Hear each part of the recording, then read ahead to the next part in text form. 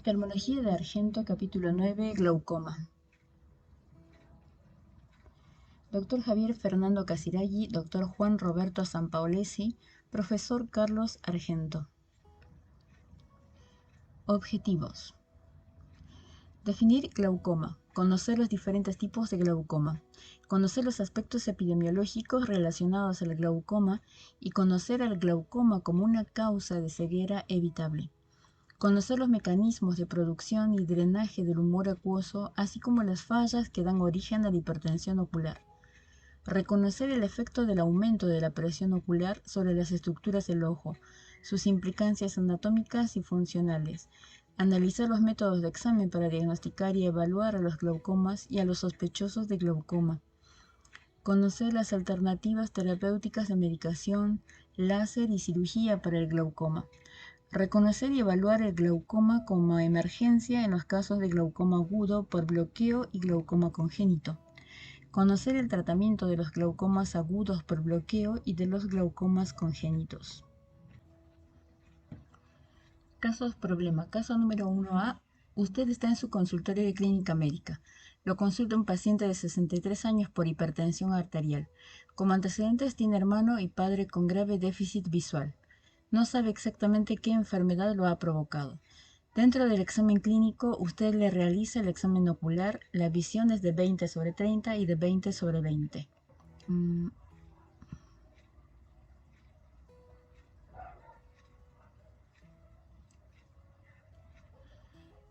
La iluminación tangencial para la evaluación de la profundidad de cámara muestra cámaras anteriores profundas.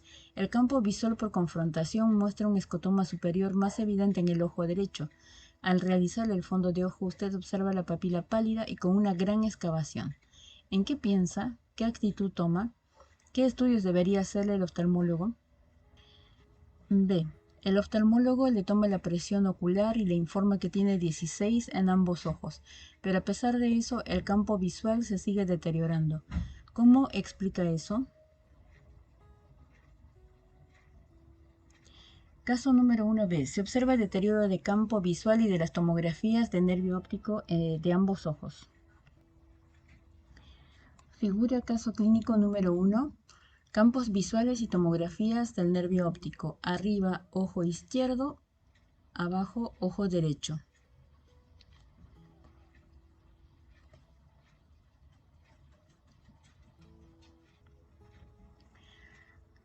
Caso clínico número 2. Sábado 23 horas. Usted está en la guardia del Hospital de Coronel Suárez, provincia de Buenos Aires. Concurre una paciente de 78 años con antecedentes de diabetes, cuyo esposo falleció hace 4 días. El motivo de consulta es vómitos, cefaleas, dolor ocular y disminución de la visión. Manifiesta que concurrió a otro centro asistencial hace 6 horas y fue medicada con un antiespasmódico por los trastornos gastrointestinales. El examen clínico es normal, solo se constata discreta hipertensión sistólica. El examen ocular muestra en el ojo derecho agudeza visual cuentadedos. La pupila está reflexica y dilatada. En la córnea con iluminación focal, la linterna a 45 grados, no se observa el reflejo característico sobre su superficie y existe inyección ciliar. Con la linterna en posición tangencial se observa una cámara anterior estrecha. El reflejo rojo de la pupila está muy disminuido. ¿A qué corresponde el cuadro de la paciente? ¿Qué debe hacer usted? ¿Qué debería hacer el médico oftalmólogo? Generalidades. Los griegos dieron el nombre de glaucoma, que significa tumor verde, a una patología ocular que llevaba a la ceguera por el reflejo verde tornasolado que tenía la córnea cuando se opacificaba. Esta concepción dista mucho de la realidad, ya que el glaucoma es el aumento de la presión intraocular por encima de los límites de normalidad que lleva a un daño del nervio óptico y del campo visual. Definición clásica: aumento de la presión intraocular que lleva al daño del nervio óptico y del campo visual. Definición moderna: neuropatía óptica anterior crónica evolutiva multifactorial en donde el factor más importante es el aumento de la presión intraocular. Ambas definiciones implican un proceso dinámico en donde la presión ocular aumentada necesita tiempo para provocar daño anatómico. el daño del nervio óptico y daño funcional el defecto del campo visual. Por otro lado, se infiere que a mayor presión ocular hará falta menor tiempo para que se produzca el daño anatómico y funcional. Epidemiología del glaucoma. La prevalencia del glaucoma en la población general es del 2 al 3%, siendo más frecuente en mayores de 40 años y más aún luego de los 70. De todos los glaucomas, el más frecuente es el glaucoma primario de ángulo abierto, también llamado glaucoma crónico simple. Le sigue en frecuencia el glaucoma de ángulo estrecho. En asiáticos es mucho más frecuente el glaucoma de ángulo estrecho. El glaucoma es la segunda causa de ceguera irreversible en el mundo. En el 2000 eran 70 millones las personas afectadas por él. 7 millones de personas padecen al menos ceguera bilateral por glaucoma. Casi el 50% de las personas que padecen glaucoma no saben que lo tienen. Y de hecho, muchos ni siquiera saben que existe tal enfermedad, sobre todo porque el glaucoma no tiene síntomas. Muy pocas veces se presentan molestias indefinidas en los ojos o cefaleas sin signos patognomónicos que identifiquen la enfermedad. Cuando el glaucoma compromete la visión de manera que el paciente detecte el defecto es porque la enfermedad está muy avanzada y llegamos tarde al diagnóstico, dado que la pérdida de visión por glaucoma es irrecuperable. Las campañas de prevención, ya sea de información o de detección del glaucoma, tratan de minimizar este problema. La presión intraocular, PIO. La córnea y el cristalino son estructuras que no tienen vasos sanguíneos. ¿Dónde obtienen entonces su nutrición y dónde desechan los metabolitos? El líquido que cumple esta función es el humor acuoso, que baña estas estructuras y que debe además cumplir una función óptica. Es decir, debe ser transparente. ¿Cómo se logra? El humor acuoso es el líquido que llena la cámara anterior y la cámara posterior. Es un líquido intersticial, siendo el ojo el único lugar del organismo donde se puede observar el líquido intersticial in vivo. El humor acuoso tiene una presión mucho mayor que los líquidos intersticiales del resto del organismo. Los líquidos intersticiales tienen una presión entre 1 y 2 milímetros de mercurio. El humor acuoso tiene 15 milímetros de mercurio más aún que el líquido cefalorraquídeo. Sus funciones son fundamentalmente: 1. Dar tensión al globo ocular, importante para mantener sus dimensiones constantes y permitir que funcione como un instrumento óptico estable. 2. Intervenir en la nutrición de estructuras avasculares del ojo, tales como la córnea, el cristalino y el tejido trabecular. Una característica fundamental que tiene el humor acuoso es su transparencia, que le permite comportarse como un elemento óptico.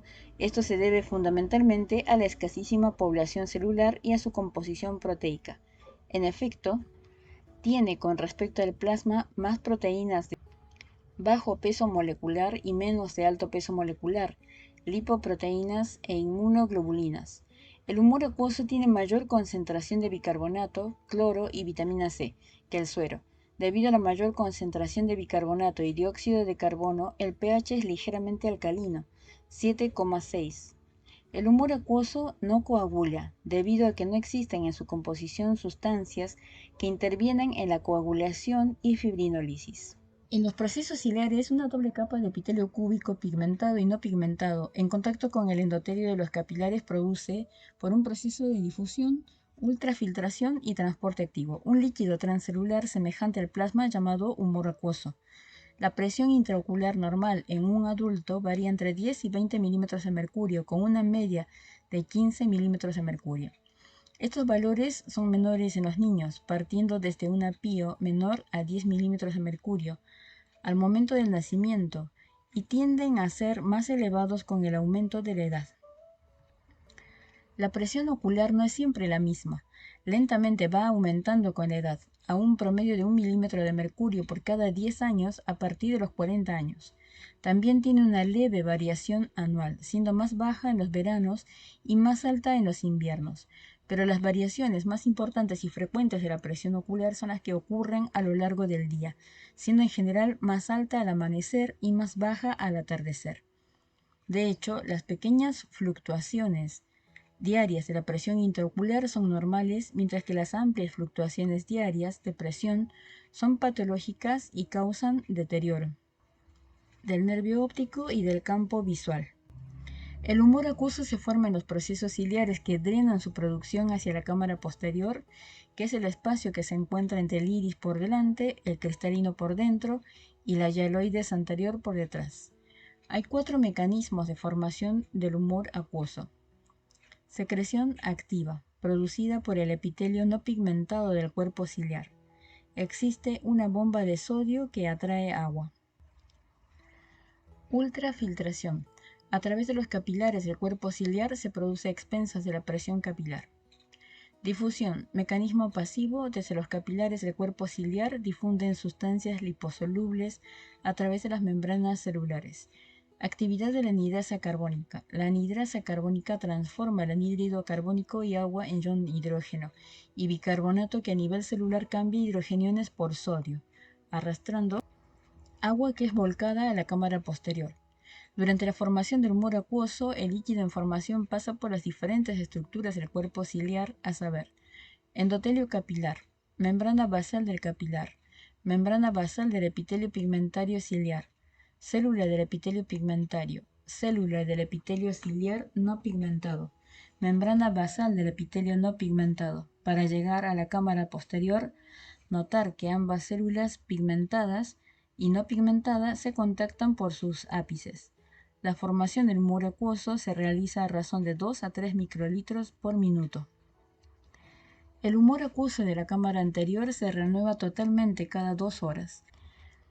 Para disminuir la producción de humor acuoso y de esta manera la presión ocular, se usan drogas inhibidoras de la anhidrasa carbónica, por ejemplo la acetazolamida Diamox. De la cámara posterior, el humor acuoso pasa a la cámara anterior a través de la pupila. En la cámara anterior circula gracias a un gradiente térmico de convección que se genera entre la córnea superficial y avascular y el iris, más profundo y ricamente vascularizado.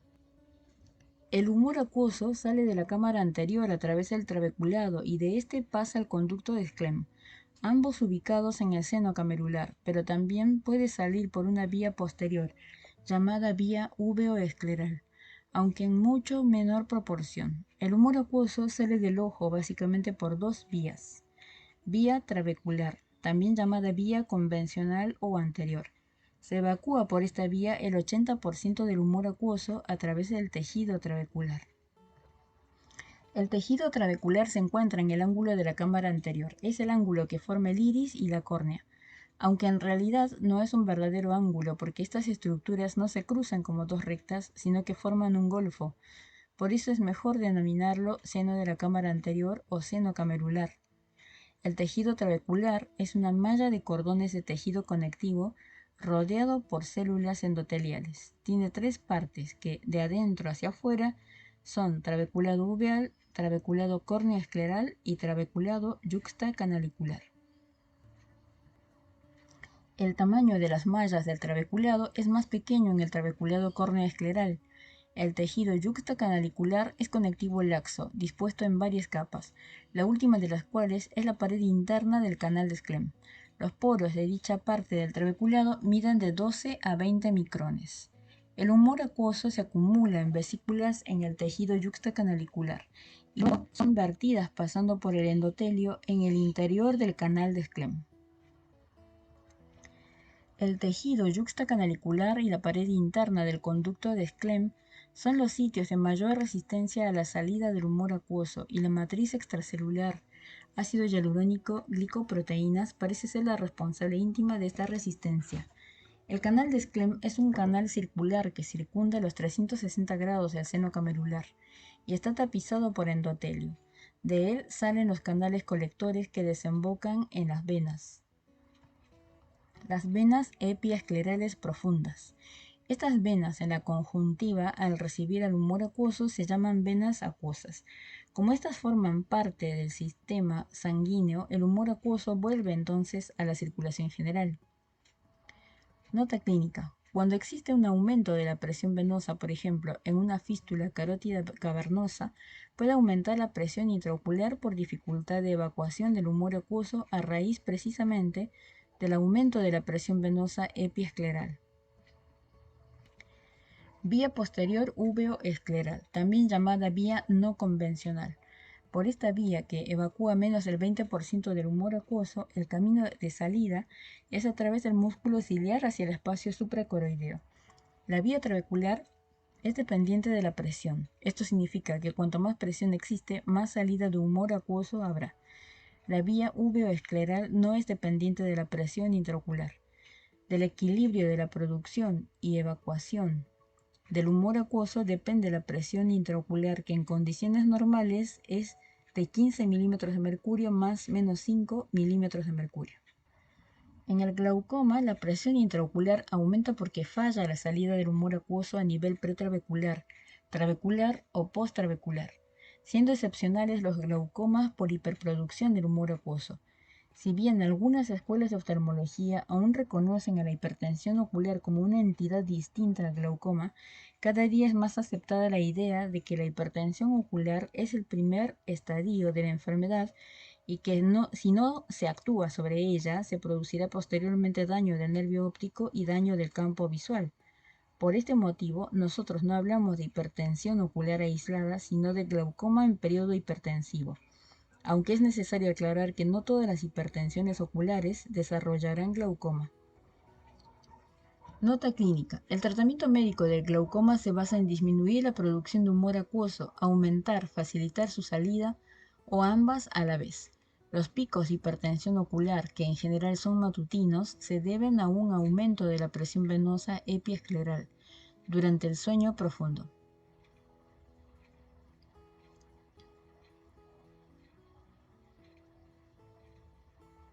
Este aumento de la presión venosa disminuye la salida de humor acuoso por la vía trabecular, produciendo fluctuaciones patológicas del apío en los pacientes con glaucoma.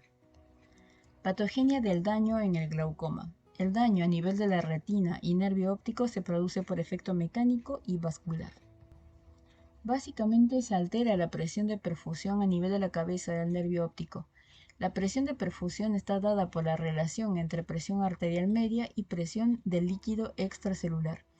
Una presión de perfusión adecuada permite la normal nutrición y metabolismo de los tejidos.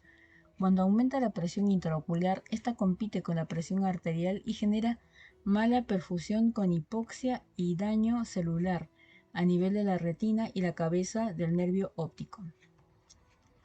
Una persona con alteraciones vasculares locales o sistémicas tendrá más predisposición a que la presión ocular aumentada produzca más daño o lo produzca más rápido.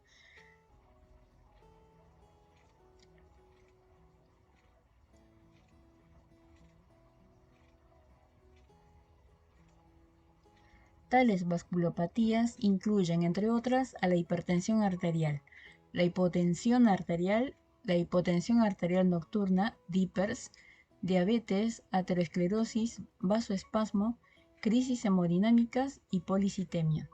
Entre los factores locales se encuentra la miopía y la coroideopatías. ¿Qué significa sospecha de glaucoma? El paciente con sospecha de glaucoma se define como aquel individuo que tiene algún parámetro alterado, pío, nervio óptico, campo visual, anomalías del seno camerular o antecedentes importantes de la enfermedad, pero en el que aún no se ha llegado al diagnóstico de la enfermedad o a la exclusión de la misma. Ante la sospecha de glaucoma es muy importante confirmar si existe o no hipertensión ocular. Esto en general se logra a través de la realización de una curva diaria de presión ocular.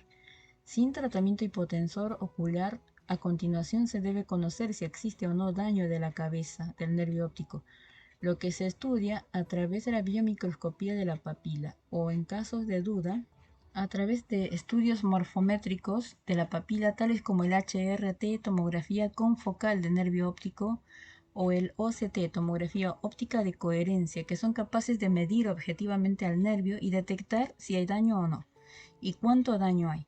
Además, se debe realizar un campo visual para estar seguros de que no exista daño funcional, aunque los parámetros de daño del nervio óptico anteceden a los del campo visual. El examen del sospechoso de glaucoma también incluye el examen del segmento anterior con lámpara de hendidura, para descartar la presencia de signos de glaucoma secundario, y la gonioscopía, que nos mostrará si se trata de un seno camerular normal o no.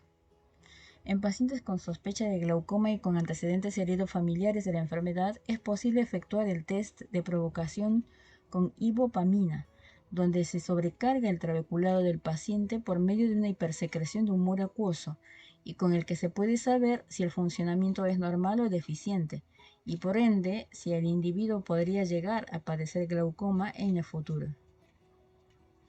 Examen del paciente con glaucoma. Dentro del examen oftalmológico completo se encuentra la determinación de la presión intraocular, que puede realizarse a través de diversos métodos como luego veremos. Recordemos que el examen oftalmológico incluye el motivo de consulta, la anamnesis, la medida de la agudeza visual sin y con corrección para lejos y cerca, la evaluación de los reflejos pupilares, la biomicroscopía del segmento anterior, la estimación de la profundidad de la cámara anterior, la tonometría y el fondo de ojos. Debemos recordar que los médicos clínicos no tienen la posibilidad de tomar la presión intraocular ni de estimarla correctamente, ya que no poseen tonómetros que son indispensables para dicha determinación.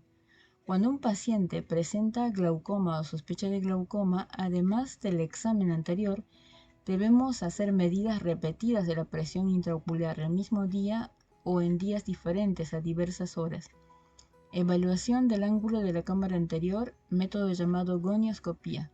Evaluación del campo visual a través de la campimetría y análisis oftalmoscópico de la cabeza del nervio óptico. En el examen del paciente sospechoso de glaucoma y glaucomatoso se deberá tener en cuenta estimación de la profundidad de la cámara anterior, tonometría, gonioscopía, evaluación de la cabeza del nervio óptico, campo visual computarizado, paquimetría, medición del espesor centrocorneal que tiene como fin ajustar correctamente la medición de pío del tonómetro de Goldmann. Estimación de la profundidad de la cámara anterior. La estimación de la profundidad de la cámara anterior es muy importante para predeterminar si estamos frente a un paciente con cámara anterior amplia o con cámara anterior estrecha, como figura en el capítulo de exámenes básicos. La estimación puede realizarse por medio de iluminación tangencial visualizando la sombra en la periferia del iris. Recomendamos al lector remitirse al mismo. También puede estimarse la profundidad de la cámara anterior con la lámpara de hendidura mediante la técnica de Van Herk, que consiste en iluminar con un fino haz de hendidura el sector temporal de la cámara anterior y comparar el espesor de la córnea con la profundidad de la cámara anterior. Si la cámara anterior está plana o estrecha, es casi seguro que el ángulo estará estrecho o directamente cerrado. Pero si la cámara anterior es amplia, es probable que el ángulo sea abierto, aunque en algunos casos, debido a la conformación del iris periférico, la cámara puede estar amplia y sin embargo el ángulo está estrecho. Esta situación se da en el llamado síndrome de iris plató, diagnóstico que se debe confirmar por medio de la ultrabiomicroscopía o VM. Dado que la estimación de profundidad de la cámara anterior no da con precisión el estado real del ángulo, este procedimiento no reemplaza a la gonioscopía. La iluminación para la técnica de Van Herk. Se observa al corte biomicroscópico que el espesor de la córnea es más grueso que la profundidad de la cámara anterior. Cámara anterior, corte de la córnea. Cámara anterior. Tonometría. La tonometría es el método de medida de la presión intraocular. Si bien existieron varios métodos a lo largo de la historia a partir de la dígito-presión desde mediados del 50, el gold standard es la tonometría de aplanación realizada con el tonómetro de Goldmann. Se basa en una modificación de la ley McLacob-Fick, llamada ley de Imbert-Fick, en la que toman una fuerza externa contra una esfera igual a la presión de la esfera en el área aplanada por la fuerza externa. Es decir que conocemos la fuerza que aplicamos sobre un área de superficie conocida sobre la córnea, que se aplana en esa área y compensa la tensión de la pared ocular. Este tonómetro se monta en la lámpara de hendidura donde se visualiza a través del centro de un biprisma que separa los rayos de luz y convergen en el área de contacto corneano en forma de dos semicírculos. La técnica es simple, se anestesia el ojo con solución tópica, luego se instila solución de Grant fluoresceína al 0,25%. Se hace contactar la punta del cono de aplanación en la superficie central de la córnea y se ajusta el tambor del tonómetro en 10 milímetros de mercurio. Luego se gira el tambor mientras se visualiza por el ocular de la lámpara de hendidura que los bordes internos de los semicírculos se contacten entre sí y sin sobreponerse. Esta medida debe repetirse al menos 2 o 3 veces por ojo. Existen tonómetros más modernos, pero los de no contacto no son muy confiables, mientras que la tonometría dinámica de contorno, tonómetro de Pascal de reciente desarrollo, podría llegar a ser uno de los tonómetros modernos, junto con el HORA, que no se afectarían por el espesor centrocorneal, a diferencia de los tonómetros de aplanación. En las figuras 9.2 se observan el tonómetro de Goldman y la posición correcta de los semicírculos al momento de la lectura de la presión intraocular. Hay muchas circunstancias en las que la presión intraocular puede aumentar al momento de la medida, entre ellas presión sobre los párpados con los dedos, maniobra de Valsalva con presión externa de los ojos, etc. En esta figura 9.2 se muestran distintos tipos de tonómetros. Tonómetros de aplanación de Goldman. Visualización correcta de semicírculos a través del ocular de la lámpara de hendidura.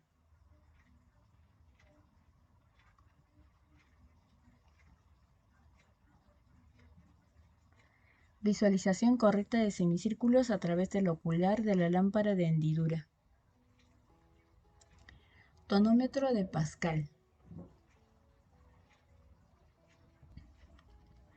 Detalle del sensor en el Pascal. Nota clínica. La presión ocular no es igual a lo largo del día.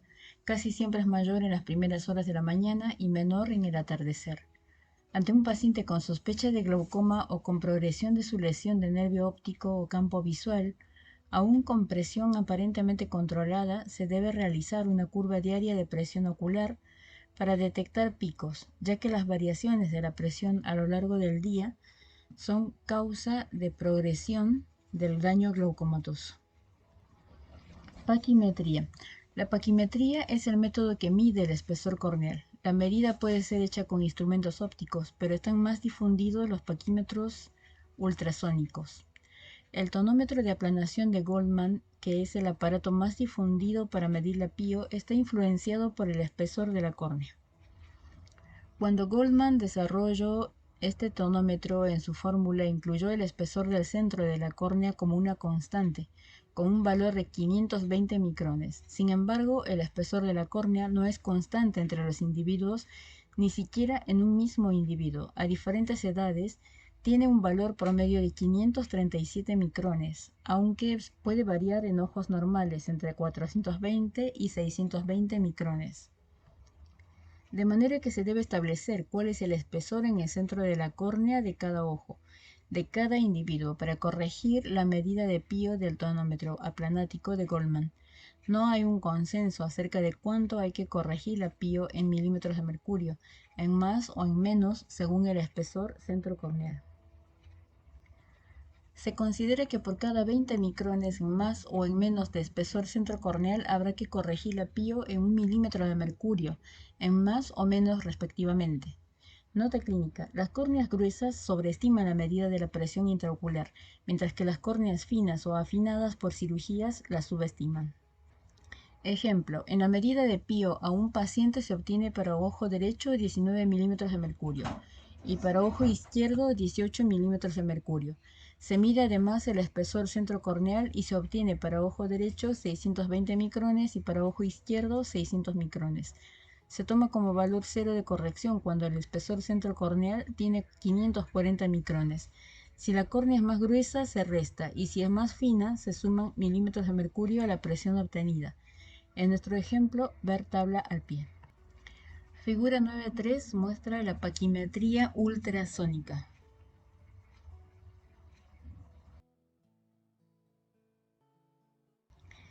En la tabla correspondiente al ejemplo se muestra ojo derecho, presión ocular medida en milímetros de mercurio 19, espesor centro corneal 620 micrones, corrección -4, presión ocular real 15 milímetros de mercurio, ojo izquierdo 18 milímetros de mercurio, presión ocular, espesor centro corneal 600 micrones, corrección -3, presión ocular real 15 milímetros de mercurio. Gonioscopía es el método complementario de diagnóstico que nos permite ver el ángulo gonios igual ángulo, scopeos igual ver. Recordemos que el ángulo de la cámara anterior o seno camerular es el receso o porción más periférica de la cámara anterior, donde se une la pared córneo-escleral con el iris, siendo el lugar que aloja a las vías de drenaje del humor acuoso. Por medio de la gonioscopía podremos diferenciar a los glaucomas según el ángulo y básicamente establecer si son glaucomas de ángulo abierto, estrecho o cerrado. La gonioscopía sirve para 1. Clasificar los glaucomas. 2. Establecer si el ángulo está abierto, estrecho o cerrado. 3. Encontrar defectos congénitos para determinar el componente congénito de los glaucomas. 4. Establecer el origen primario o secundario del glaucoma. 5. Elegir el lugar adecuado de la cirugía, trabeculectomía. 6. Controlar que el ostium interno de la trabeculectomía se encuentre permeable. En la figura 9.4 se observa un esquema del seno camerular que se forma por la esclera, en amarillo, que en su extremidad anterior emite 3 prolongaciones, el limbo, el septum escleral y el espolón escleral. Estas prolongaciones delimitan 2 canales, uno anterior que aloja a la córnea celeste y otro posterior que aloja a los elementos de filtración. El conducto de Schlemm y el trabeculado verde. La pared intermediaria del seno está formada por la parte anterior de la cara interna del músculo ciliar, en rojo, y la pared interna del seno por el iris castaño y su raíz. La línea de Schwalb es una banda estrecha de 1 milímetro de espesor que está situada como línea divisoria entre la pared escleral del seno y la membrana de Descemet. Esta línea es de enorme importancia ya que en base a su situación se puede describir el resto de los elementos del seno camerular. Es por ello que es imprescindible poder ubicarla en el inicio del examen gonioscópico. La ubicación se logra por medio de la formación de la horqueta que se forma por la unión de la línea de luz que produce la lámpara de hendidura correspondiente al perfil anterior de córnea, al perfil posterior de córnea y al borde anterior del iris. El sitio donde se deja de visualizar la línea del perfil anterior de córnea. Corresponde siempre a la ubicación de la línea de Schwalb. La figura 9.4 muestra el esquema del seno camerular con todos sus elementos.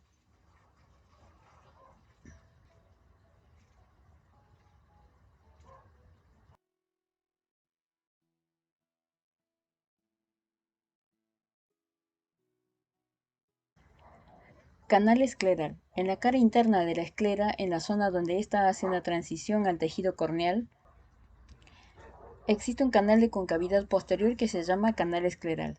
Tiene 2 paredes, una externa formada por el septum escleral y una interna formada por el espolón escleral.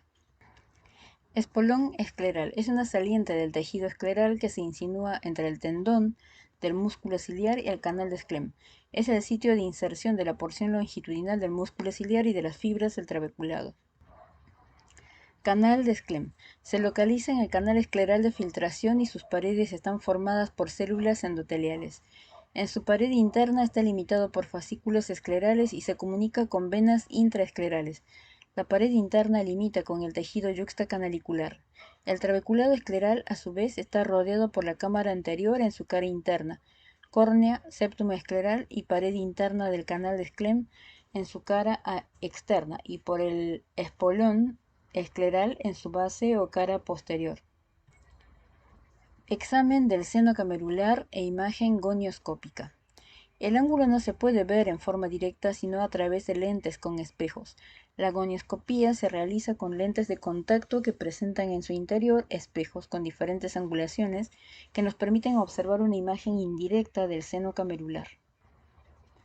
Las lentes que con más frecuencia se utilizan son la de 3 espejos de Goldman, figura 9.5, y la de 4 espejos de Sussman, figura 9.6, aunque hay otras más sofisticadas y costosas que proveen imágenes de mayor calidad y resolución. En la figura 9.5 se muestra a la izquierda lente de 3 espejos de Goldman.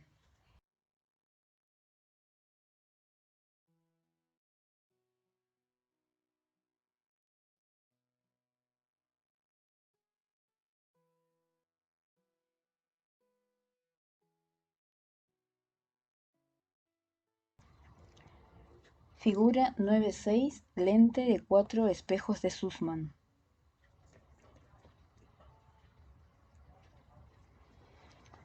El examen debe realizarse colocando una gota de anestesia tópica en el saco conjuntival y utilizando un gel que permite una clara visualización del seno, como el metocel o ácido poliacrílico. Hay que explicarle al paciente qué se le realizará. Luego, el paciente debe apoyar el mentón en la frente y mirar hacia arriba, mientras el oftalmólogo sitúa el lente con la mano izquierda para el examen del ojo derecho del paciente y viceversa. Una vez aplicado, el paciente debe mirar al frente y no tratar de cerrar el ojo, inclusive es más fácil si mantiene el otro ojo mirando al frente. El oftalmólogo realizará primero un examen con haz ancho, luz difusa, y luego con haz fino, con el fin de lograr un corte óptico, la horqueta. Es indispensable conocer las maniobras necesarias que se efectúan con la posición de la mirada del paciente, la rotación del lente e inclinación del haz de iluminación para llegar a examinar el seno camerular en los 4 cuadrantes. Nota clínica. La gonioscopía sirve para clasificar los glaucomas. Así, con la gonioscopía se puede determinar si un paciente tiene el ángulo abierto, estrecho o cerrado, si estamos frente a un glaucoma primario o secundario y si hay un componente congénito que produzca el glaucoma. Hallazgos gonioscópicos en distintos tipos de glaucomas. Glaucomas primarios. Los glaucomas primarios pueden ser de ángulo abierto o de ángulo estrecho, según la visibilidad de los elementos en escena. En el glaucoma primario de ángulo abierto suelen verse todas las estructuras, es decir, la línea de Schwab, el trabeculado, el espolón escleral y la banda del cuerpo ciliar. Esto coincide con una buena profundidad de cámara anterior en la biomicroscopía. En los glaucomas primarios de ángulo estrecho no se pueden visualizar todas las estructuras.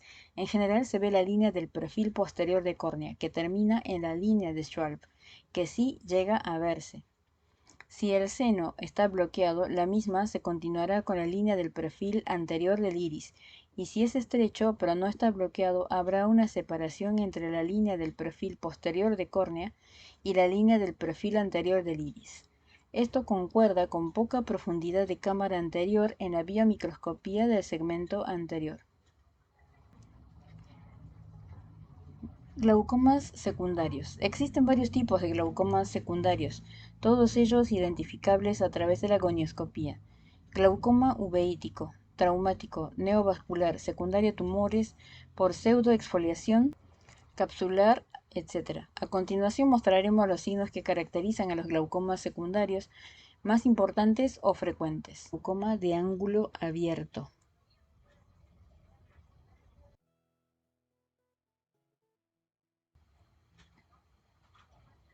Gonioscopía de segmento anterior.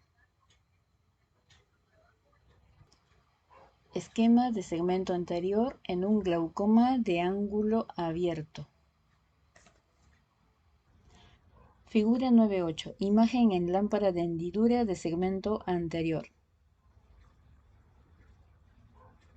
Glaucoma de ángulo estrecho. Gonioscopía en un glaucoma de ángulo estrecho.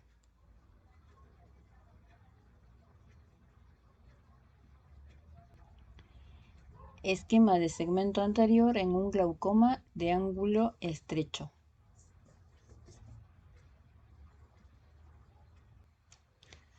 Glaucoma traumático. Figura 9.9. Figura 9.9. Gonioscopía de glaucoma traumático. Gonioscopía de glaucoma traumático. Figura 9.9. Histopatología de glaucoma traumático. Histopatología de glaucoma traumático. Se produce por la división de la porción longitudinal de la circular del músculo ciliar y la desinserción de las fibras musculares del espolón. En algunos casos puede haber iridodiálisis e hipema. El hallazgo más característico es un aumento significativo e irregular de la visualización de la banda del cuerpo ciliar. Glaucoma neovascular, figura 9.10. Figura 9.10. Gonioscopía e histopatología de glaucoma neovascular. Gonioscopía, histopatología de glaucoma neovascular. Se produce cuando los neovasos secundarios a otra patología de base se ubican en el seno camerular, proliferan sobre una lámina conjuntiva hasta la línea de Schwab y conforman una red compacta que conduce a la sinequia de la pared interna y externa del seno cerrándolo. Hay neovasos sobre el iris y sinequia completa del seno camerular. Glaucoma uveítico, figura 9.11. Figura 9.11. Gonioscopía en glaucoma uveítico. Se observan las goniosinequias. Se observan las goniosinequias.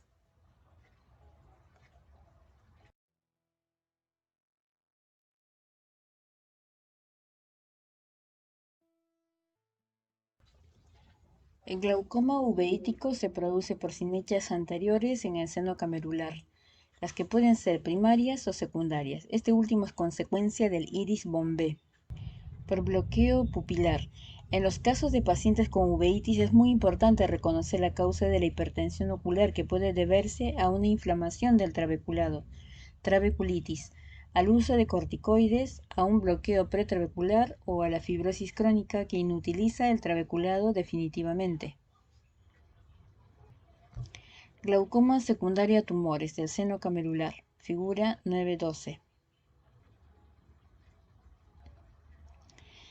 En la imagen 9.12 se observa la imagen con iluminación focal, gonioscopía e histopatología de un tumor en el seno camerular, melanoma. Imagen con iluminación focal, gonioscopía.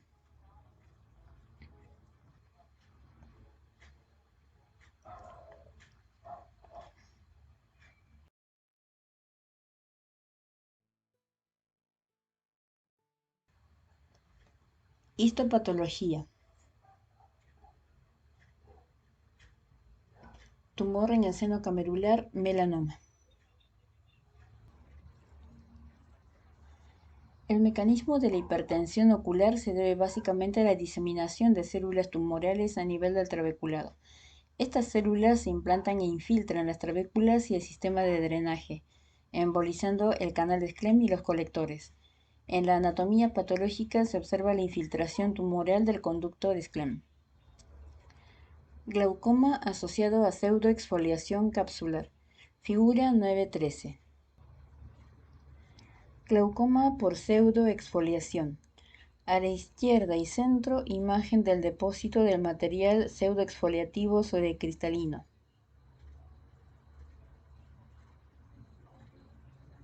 Esta es la imagen de la izquierda. Imagen del depósito del material pseudoexfoliativo sobre el cristalino. Y esta es la imagen del centro.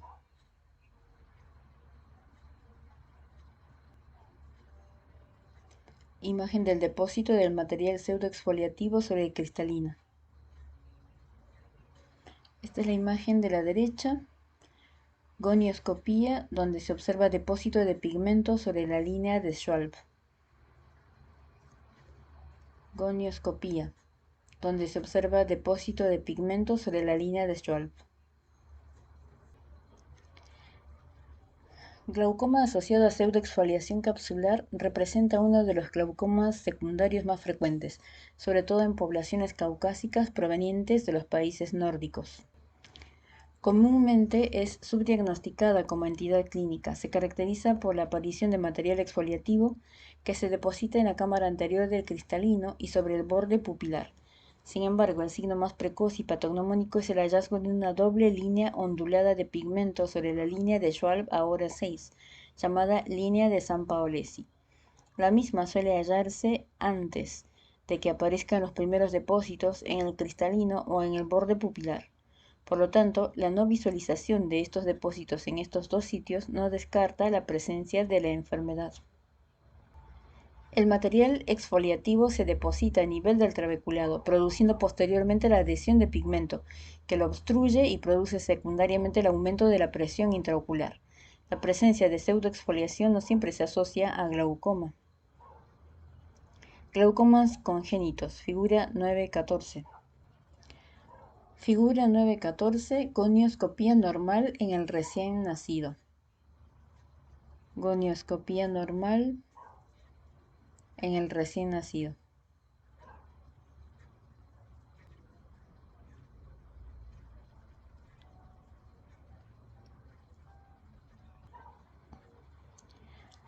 Básicamente se dividen en glaucomas congénitos puros y glaucomas congénitos asociados, como el síndrome de Axenfeld-Rieger y el síndrome de Peters.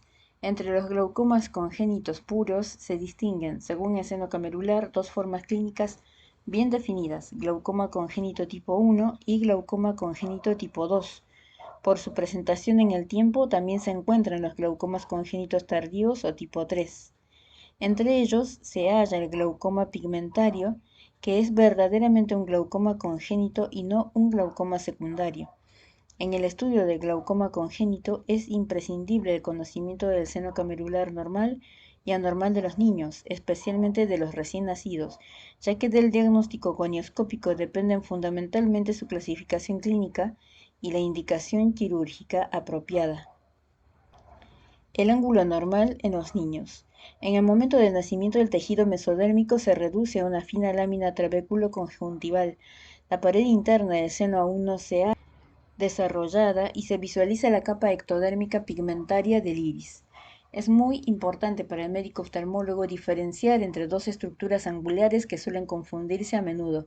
Estas son los procesos iridianos, que son normales, y los restos mesodérmicos patológicos o goniodisgenesias, que son siempre anormales. Glaucoma congénito puro tipo 1, figura 9.15. Glaucoma congénito con seno camerular tipo 1. Glaucoma congénito con seno camerular tipo 1. Glaucoma congénito con seno camerular tipo 1. Glaucoma congénito puro tipo 1 se caracteriza por la estructura de banda del cuerpo ciliar cubierta por restos mesodérmicos patológicos, que en este caso llegan hasta el trabeculado, pero que permiten apreciar siempre la ubicación de la línea de Schwalb.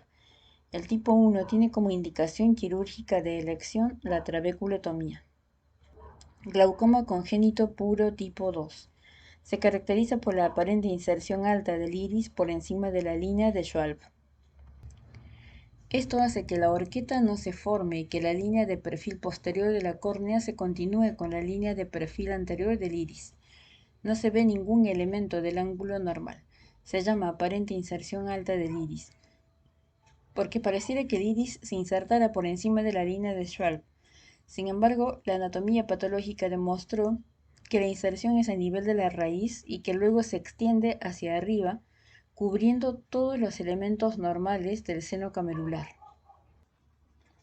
El tipo 2 también se denomina como glaucoma congénito refractario en la bibliografía.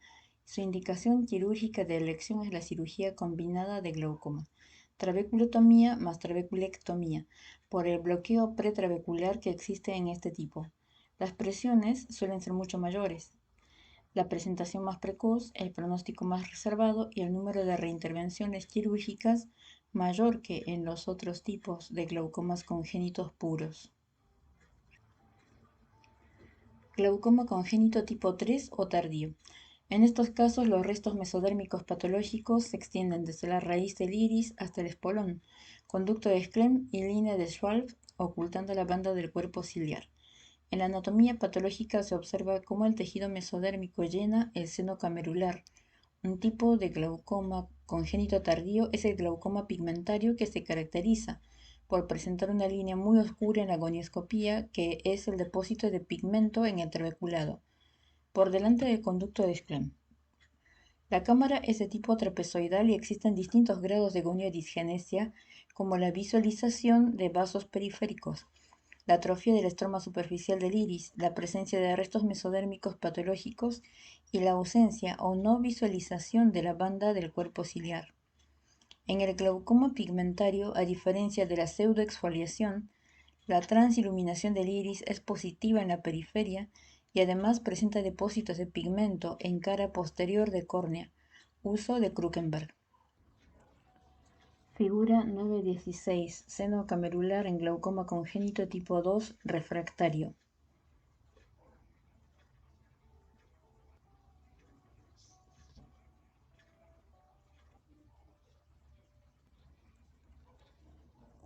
Figura 9.16. Entonces, seno camerular en glaucoma congénito tipo 2 refractario, inserción alta del iris.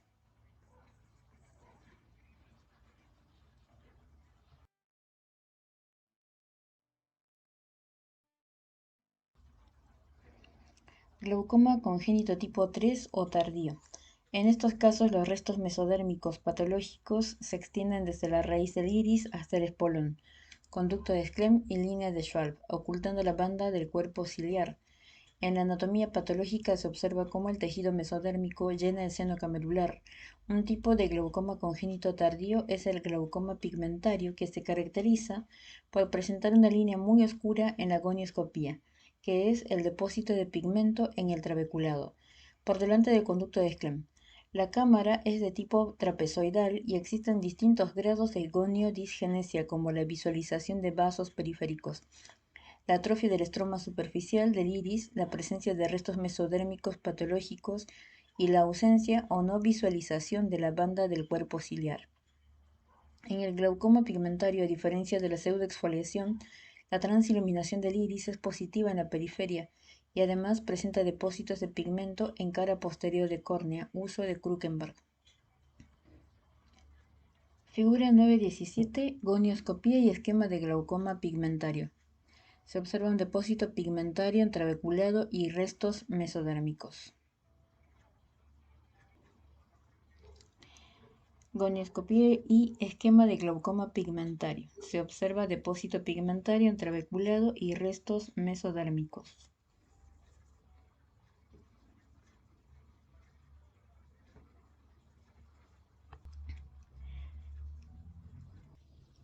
Dato clínico. Un método de clasificación del ángulo sencillo, figura 9.18, consiste en dividirlo en abierto, mediano, estrecho y cerrado, según la cantidad de elementos visualizables en el ángulo. 18. Clasificación del seno camerular por los grados de abertura.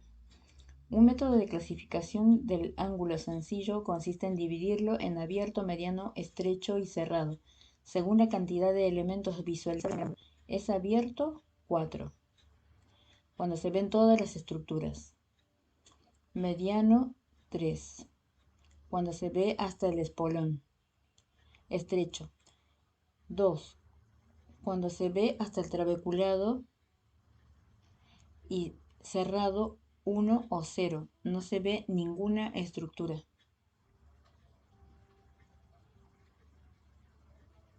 El seno camerular no es igual en los dos ojos ni en toda la circunferencia del ojo.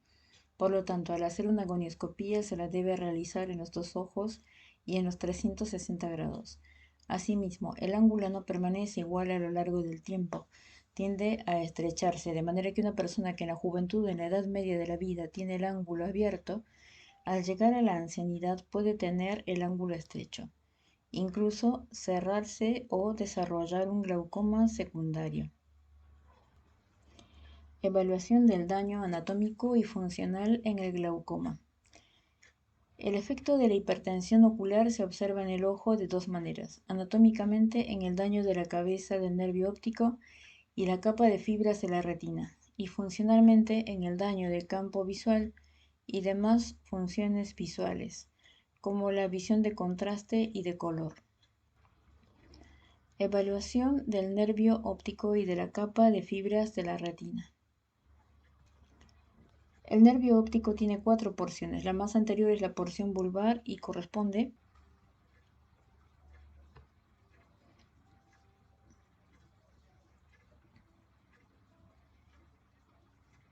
a la cabeza del nervio óptico que se visualiza en el fondo de ojos. Cuando hacemos un fondo de ojos encontramos la papila o disco óptico. Para evaluar las consecuencias de la hipertensión ocular en la cabeza del nervio óptico, debemos establecer el estado del anillo neuroretinal y el de la excavación. El anillo neuroretinal está formado por las fibras de las células ganglionares de la retina, que se aglomeran a nivel del anillo escleral, formando la cabeza del nervio óptico. En el glaucoma se pierden fibras del nervio óptico. Esto se traduce como una disminución localizada o generalizada del anillo neuroretinal.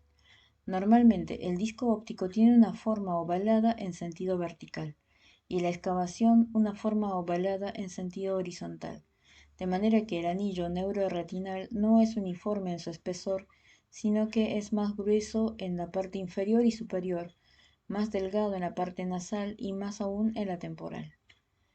La regla ISNT, figura 919, caracteriza esta diferencia en el espesor del anillo neuroretinal. Figura 919, regla ISNT. Nasal, superior, temporal, inferior, la más gruesa de todas. Las porciones más susceptibles al daño en el glaucoma son el polo o porción inferior y el polo o porción superior. Esto produce una alteración de la regla ISNT, considerado un signo temprano de daño glaucomatoso. De manera que si se alarga la excavación en sentido vertical, significa que se han perdido fibras en los polos superior e inferior, relación típica de neuropatía glaucomatosa. La relación entre la excavación y el disco se puede cuantificar por la clasificación de Armali internacional o por la de RECA nacional. La excavación normal tiene 0.4 o 2/6 según la estadificación empleada. Escala de relación entre excavación y anillo neuroretinal. Tenemos la escala Armali 0.1, 0.2, 0.3, 0.4, 0.5, 0.6, 0.7, 0.8, 0.9 y 1.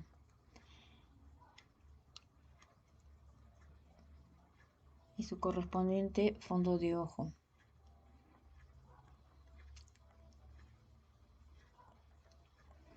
La escala RECA, 1/6, 2/6, 3/6, 4/6,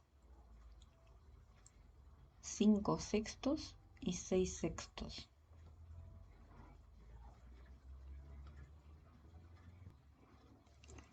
En la figura 921 se ve el disco óptico normal, disminución del anillo neuroretinal en la parte inferior en la flecha. Disminución del anillo neuroretinal inferior. Flecha. Excavación de 3/6 o 0.5. Alteración de la regla ISNT.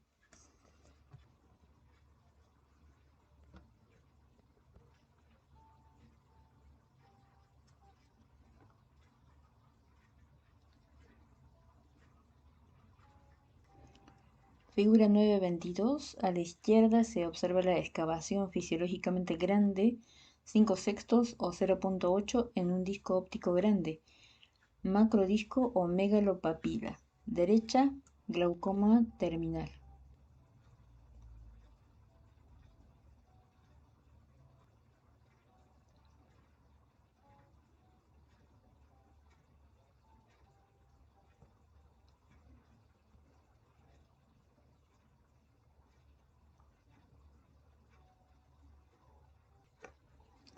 Otros parámetros para evaluar el compromiso del nervio óptico en el glaucoma son presencia de hemorragias en la astilla, adelgazamiento localizado de arteriolas y atrofia peripapilar.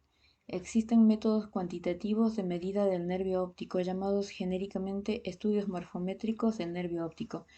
El más difundido en nuestro país es el HRT, Heidelberg Retinal Tomograph, basado en el principio confocal, figura 923. Consiste en un barrido láser en 3 planos y la reconstrucción de la cabeza del nervio óptico a través de la computarización de los datos obtenidos en los 32 cortes que realiza el tomógrafo confocal. De más reciente aparición es la tomografía de luz coherente, OCT, figura 923, que brinda información sobre el disco óptico y la capa de fibras de la retina. Ambos estudios son operador dependiente y están limitados en casos de gran opacidad, de medios y ametropías altas. En la figura 923 se observa a la izquierda el reporte impreso del HRT y a la derecha el reporte impreso del OCT, formas de presentación de los resultados.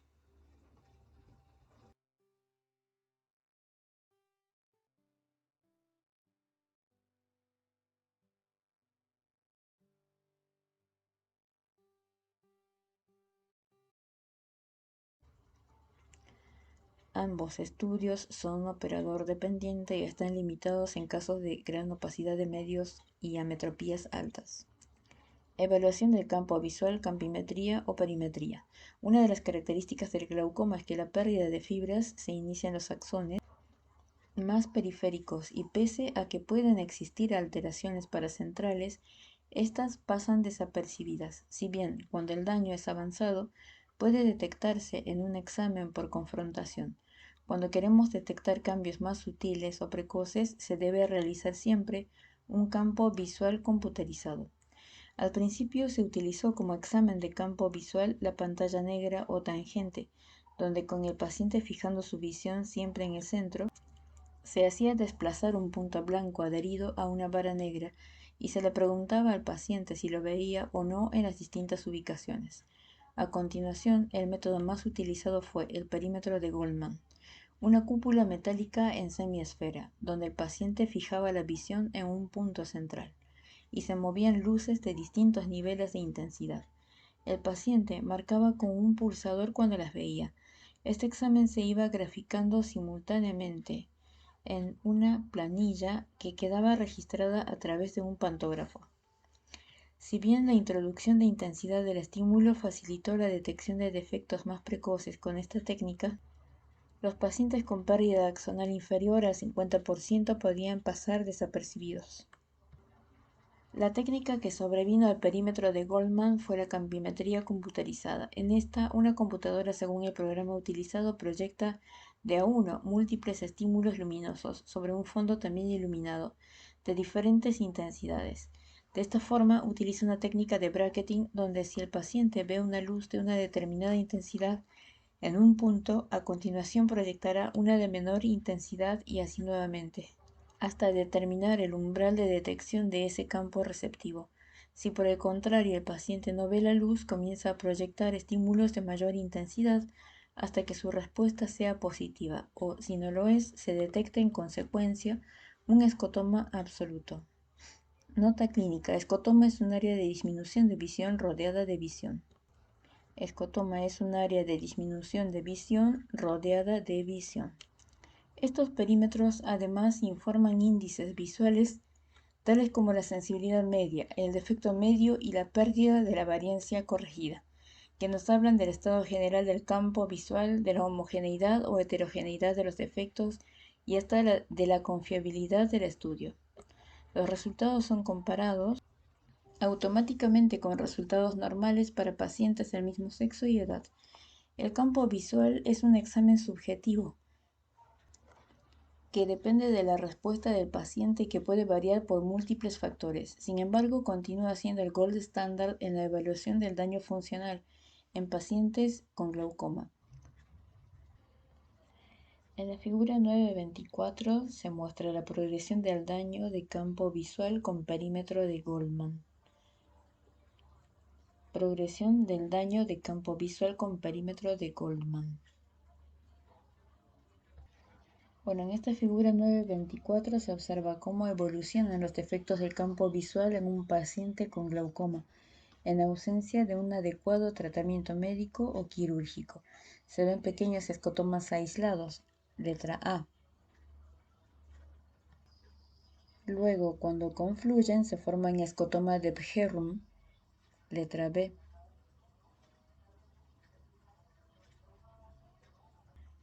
Después, el escotoma de Bjerrum inferior, C. Cuando estos se unen, forman un escotoma anular D. Más tarde, el escotoma de Rone cuando se unen el inferior con el superior, para dejar los remanentes central RC y temporal RT, que son los últimos en desaparecer. En la figura 9.25 se muestra la progresión de daño de campo visual con perímetro computarizado Octopus. En la figura 9.26, escotoma arcuato y escalón nasal unidos, típicos del glaucoma avanzado. En la figura 9.27, defecto campimétrico glaucomatoso severo. Y en la figura 9.28, campo visual terminal remanente central de visión.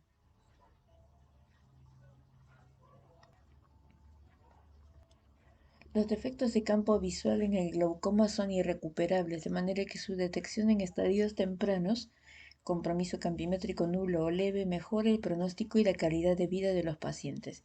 Como dijimos antes, los defectos tienden a aparecer y progresar sin afectar la porción o parte central del campo visual, con lo que el paciente, pese a presentar un estado avanzado de la enfermedad, puede tener una agudeza visual de 20/20 con la tabla de Snellen y no percibir síntomas relacionados con la pérdida de visión periférica.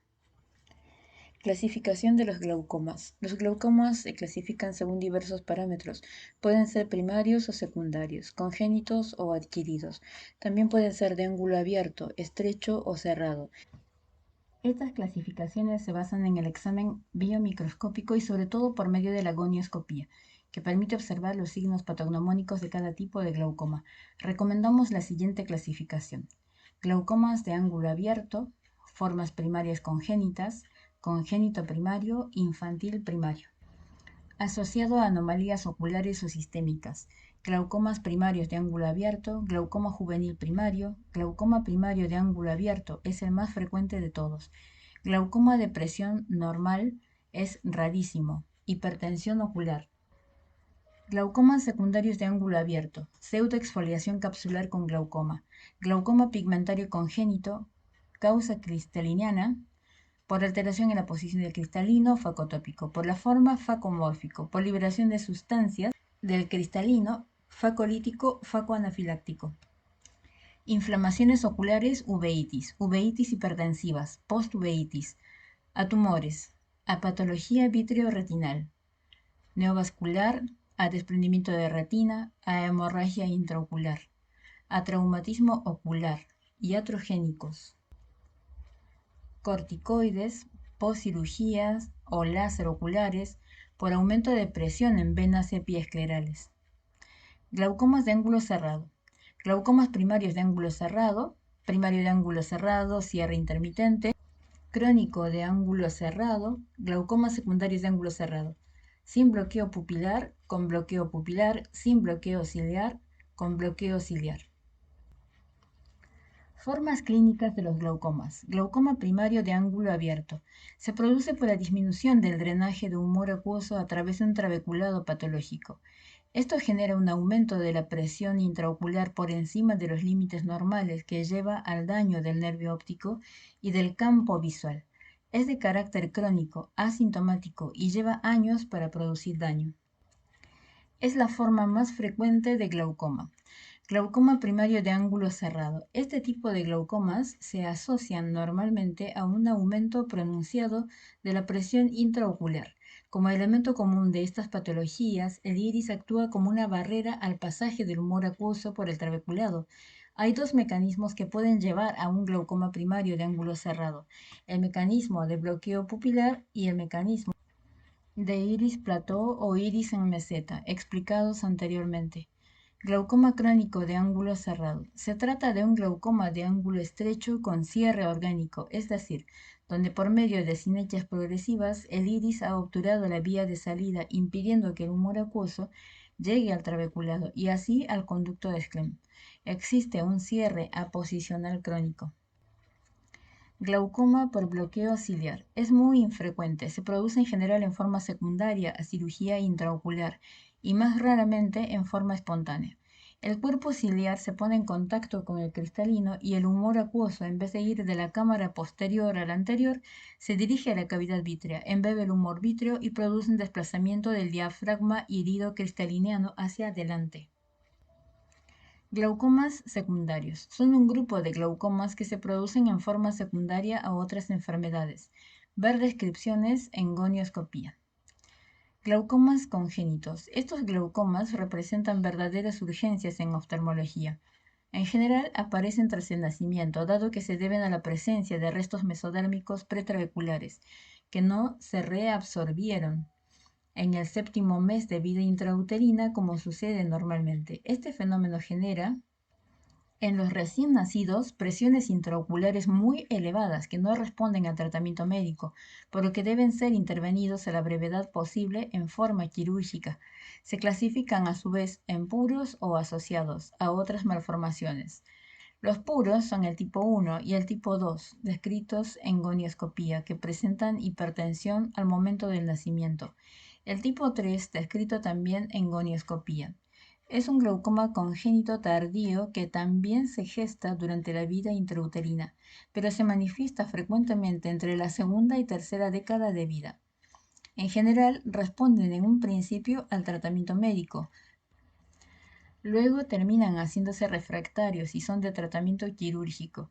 Los asociados a otras malformaciones corresponden, entre otros, al síndrome de Sturge-Weber, síndrome de Peters o aniridia. Es importante que el médico pediatra y el oftalmólogo reconozcan los signos precoces de la enfermedad, ya que cuanto antes se instaure el tratamiento quirúrgico, mejor será el pronóstico.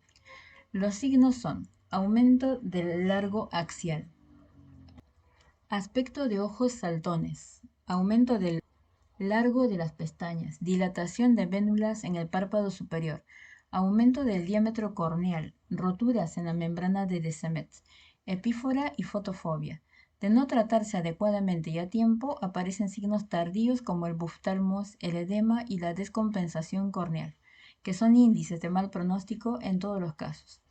El examen de estos niños, a diferencia del adulto, debe realizarse bajo anestesia general y debe incluirse en el mismo biomicroscopía del segmento anterior y posterior, medición de la presión intraocular, ecobiometría con medición del largo axial, paquimetría, gonioscopía, medición del diámetro corneal y cicloplegia.